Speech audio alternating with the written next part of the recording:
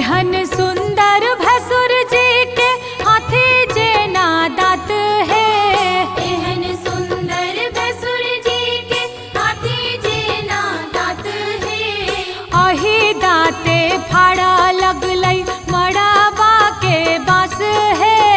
अही दाँते फाड़ा लगलै मड़बा के बाँस है। अही दाँते फाड़ा लगलै मड़बा के बाँस है। एहन सुंदर भसुर जी के भाटा जेना आँख है। एहन सुंदर भसुर जी के भाटा जेना आँख है।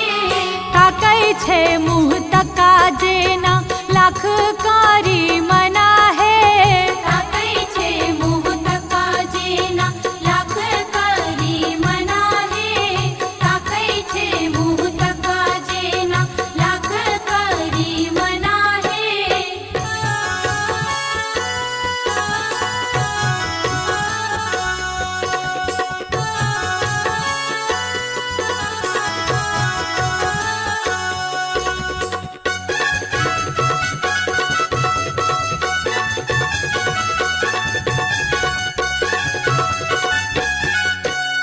एहन सुंदर भसुर जी के हारी जेना पेट है। एहन सुंदर भसुर जी के हारी जेना पेट है। अही पेट खा गेलै अढ़ाई सेर भात है। अही पेट खा गेलै अढ़ाई सेर भात है।